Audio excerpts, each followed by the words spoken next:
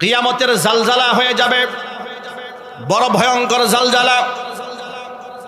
এই কিয়ামত কবে কায়েম হবে এই ব্যাপারে নবীজি সাল্লাল্লাহু আলাইহি ওয়াসাল্লাম জানেন না, কেউ জানেন না, একমাত্র যিনি জানেন তিনি কে? আল্লাহ তাআলা সূরা লুকমানের শেষ দিকে কথাই বলছেন, ইন্নাল্লাহা ইনদাহু ইলমুস সাআহ, নিশ্চয় আমি আল্লাহর কাছে রয়েছে কিয়ামতের জ্ঞান। বরং এই সমাজ প্রেক্ষাপটে আমরা দেখি যে যার এক ছেলে, এগুলা নষ্ট হয় বেশি। কথা বলেন, এক ছেলে নষ্ট হয় বেশি। ছেলে তো বুঝে ফেলে আমি ছাড়া আমার বাপ মার আর কেউ নাই, তখন শয়তান কাঁদে ওঠে, আমাকে মোটর সাইকেল দিতে হবে, ঠিক না? ঠিক ছিল বলেন, আমাকে বাইক দিতে হবে, না হলে কল্লা উড়াই ফেলবো। বাপ মা চিন্তা করে সর্বনাশ, একটা মাত্র কলিজার টুকরা নারী সেরা ধন, চেয়েছে একটা বাইক কিনে দাও, সরাসরি চালায় চালা জাহান্নামে চলে যাক। আল্লাহ যেন জাতিকে বুঝার তৌফিক দান করেন। আপনারা অধিক সন্তান নেবেন, বলেন ইনশাআল্লাহ, জোরে বলেন ইনশাআল্লাহ। কারা কারা নেবেন হাত দেখি, আল্লাহকে দেখান, হাত তোলেন। মুরব্বীরা হাত তুলছে, চলো মাত্র মাশাআল্লাহ, আল্লাহ কবুল করেন। হাত নামান, এ ছোট বাচ্চারাও তুলছে, নিয়ত ভালো আর কি। এই কথাগুলো আপনাদের মাঝে কেন বললাম, কোন প্রসঙ্গে বললাম শোনেন। মায়ের যে আবেগ সেটা বোঝাতে গিয়ে কথাগুলো বললাম। মা সন্তানের উপর যে আবেগ, পৃথিবীতে এই আবেগ পশুরও আছে, ঠিক না? ঠিক জুড়ে বলেন। ওই যে কুকুর ছানা 8টায় হত্যা যে করেছে মহিলাটা, দেখলাম প্রশাসন তারা গ্রেফতার করেছে, প্রশাসনকে ধন্যবাদ জানায়। এই মহিলাটাকে একটা কঠিন শাস্তি দেওয়া দরকার, ঠিক কিনা বলেন? আপনি কেন বিনা অপরাধে একটা নিরীহ প্রাণীর উপরে হাত তুলবেন? এই পারমিশন আপনার কে দিয়েছে? আপনি কেন একটা নিরীহ প্রাণীর উপর হামলা করবেন? আমাদের ধর্ম আমাদেরকে কেমন শিখিয়েছে শোনেন। নবী করিম সাল্লাল্লাহু আলাইহি সাল্লাম বলেছেন, আরবের এক খারাপ মহিলা, চরিত্রহীন নারী রাস্তা দিয়ে হেঁটে যাচ্ছে মরুপ্রান্তর দিয়ে। দেখতে পেলেন যে একটা কুকুর ক্ষুধার যন্ত্রণায় মরুপ্রান্তরে ছটফট করছে, জিহ্বা বের করে দিয়েছে। মহিলা মনে মনে ভাবলেন, যদি একটু পানি পান করাতে পারতাম কুকুরটা প্রাণে বেঁচে যেত, কিন্তু পানি পাবো কোথায়? মরুপ্রান্তরে চতুর্দিকে তালাশ করে পানির কোনো ব্যবস্থা করতে পারলো না। অদূরেই দেখতে পেলেন একটা কুয়া দেখা যায়, মরুভূমির মধ্যে কুয়া থেকে পানি তুলবেন কি দিয়ে? তড়িঘড়ি করে নিজের গায়ের উড়নাটাকে রশি বানিয়ে, পায়ে ছিল চামড়ার মোজা, চামড়ার মোজাটাকে বালতি বানিয়েছেন।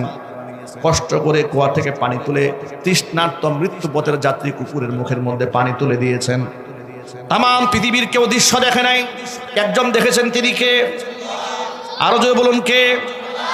আল্লাহ তাআলার কাছে দৃশ্যটা এতটাই পছন্দনীয় হয়েছে, আল্লাহর নবী সাল্লাল্লাহু আলাইহি সাল্লামকে জিবরিল মারফত আল্লাহ পাক ঘোষণা দিয়েছেন, ও আমার হাবিব, ওই যে খারাপ মহিলা সারা জীবন বাজে কাজ করেছে, আমার একটা নিরীহ প্রাণী কুকুরের মুখে পানি তুলে দিয়ে যে দয়ার ভালোবাসার দৃষ্টান্ত সে স্থাপন করেছে, আমি ওর এই আমলটা কবুল করে মহিলার জিন্দেগীর সমস্ত গুনার খাতা মাফ করে ওই মহিলাকে আমি আল্লাহ জান্নাতবাসী করে দিয়েছি।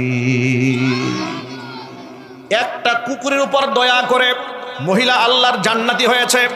পক্ষান্তরে তিরমিজি শরীফের একটা হাদিসের মধ্যে এসেছে, এক নামাজি মহিলা, তাহাজ্জুদ গুজারি মহিলা নিজের ঘরের মধ্যে একটা বিড়ালকে আটকায় রেখেছিল। বিড়াল তার খাবারের মধ্যে মুখ দেওয়ার অপরাধে খাটির সাথে বেঁধে রেখেছে। তিল তিল করে বিড়ালটাকে কষ্ট দিয়েছে, খাবার দেয় না, তাকে ছেড়েও দেয় নাই। বিড়ালটা ক্ষুধার যন্ত্রণায় ছটফট ছটফট করতে করতে মারা গেছে। নবী করিম সাল্লাল্লাহু আলাইহি সাল্লাম কি জিবরিল মারফত আল্লাহ পাক জানা দিল, আমার হাবিব, এই যে মহিলা নামাজি হয়েছিল, নামাজ পড়েছে, পরহেজগার মহিলা ছিল, কিন্তু একটা ছোট্ট প্রাণীর সাথে জুলুম করেছে। মহিলার সারা জিন্দেগির সব আমল নামা বরবাদ করে দিয়া মহিলাকে আমি জাহান্নামী বানিয়ে দিয়েছি। জোরে বলে নাউজুবিল্লাহ। কয়েকদিন আগে কোথাকার যেন অনলাইনে দেখলাম, কোন এক পশু মানুষ নামে কুলাঙ্গার মানুষ নামক এক জানোয়ার দেখলাম একটা বিড়ালকে খাঁচার মধ্যে আটকায় রেখে আগুন ধরিয়ে দিয়েছে। নাউজুবিল্লাহি মিন যালিক। মানুষ কতটা পাষণ্ড হতে পারে, অমানুষ হতে পারে, কোরআন মাজিদের ওই আয়াতটাই তার প্রমাণ যে কিছু কিছু মানুষ আছে এগুলা জানোয়ারের চাইতে নিকৃষ্ট, ঠিক কিনা বলেন? মায়ের আবেগের চেয়ে বড় কোনো আবেগ পৃথিবীতে আর নাই।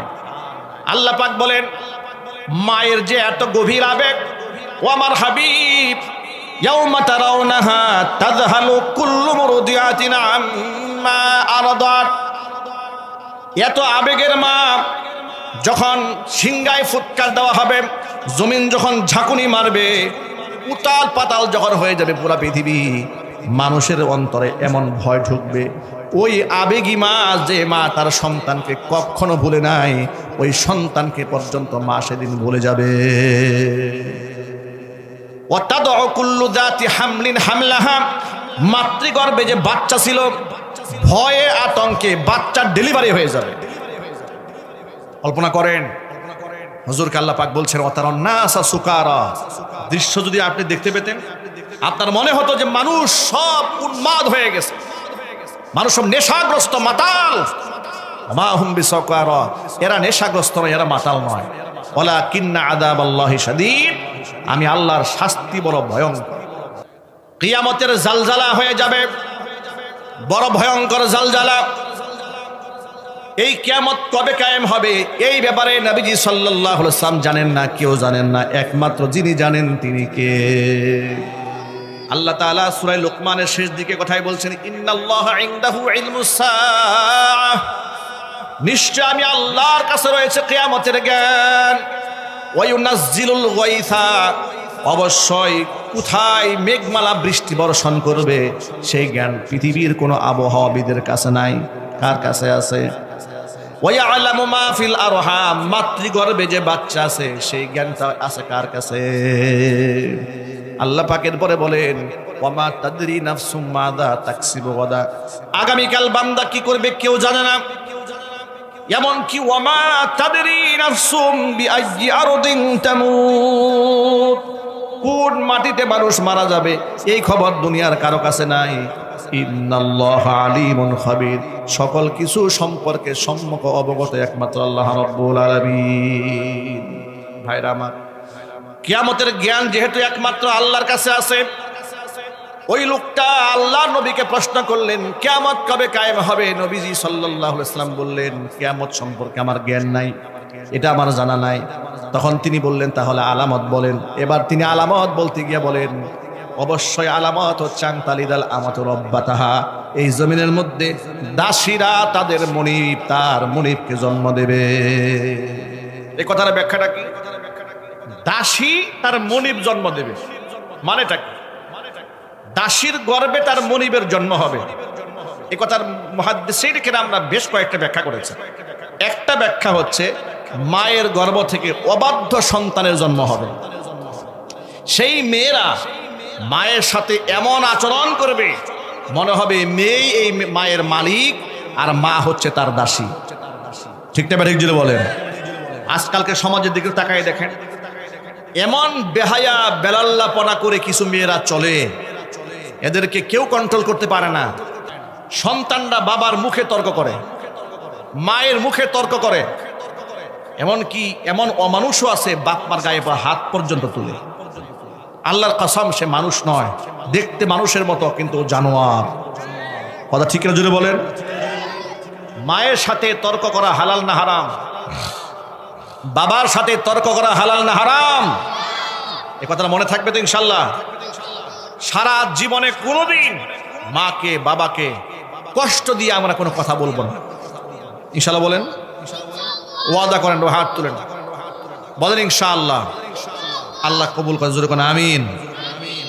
এই জন্য ছোট্ট একটা টিপস বলে দিই আপনাদেরকে, আপনার সন্তান আপনার অবাধ্য হবে না। আপনার সন্তানকে কোরআন শেখান, দিন শিখান, ঈমান শিখান। যদি আল্লাহর কোরআনের সাথে সন্তানের সম্পর্ক না থাকে, সন্তানকে আপনি যত বড় ডিগ্রি দেন না কেন, ডিগ্রিদারি শিক্ষিত হবে কিন্তু মানুষ হবে না। সন্তান আল্লাহর পক্ষ থেকে একটি আমানত, তাই সন্তানের প্রতিটি আবদার পূরণ করাই ভালোবাসা নয়, বরং তাকে সঠিক পথে পরিচালনা করাই প্রকৃত ভালোবাসা। অনেক সময় সন্তান যা চায় বাবা মা কষ্ট করে হলেও তা এনে দেন। আজ বাইক চাই, কাল দামি মোবাইল চাই, এভাবে সন্তানের প্রতিটি চাহিদা পূরণ করতে করতে একসময় সে মা বাবার কষ্টের মূল্য বুঝতে ভুলে যায়। মনে রাখতে হবে, সন্তানকে শুধু দুনিয়ার আরাম দেওয়া যথেষ্ট নয়, তাকে নামাজ শেখাতে হবে, ভালো মন্দের পার্থক্য শেখাতে হবে, আল্লাহকে ভয় করতে শেখাতে হবে এবং বাবা মায়ের প্রতি সম্মান ও দায়িত্ববোধ তৈরি করতে হবে। কারণ সন্তানকে সম্পদ দিয়ে বড় করা সহজ, কিন্তু নেক সন্তান হিসাবে গড়ে তোলা একজন বাবা মায়ের সবচেয়ে বড় সফলতা।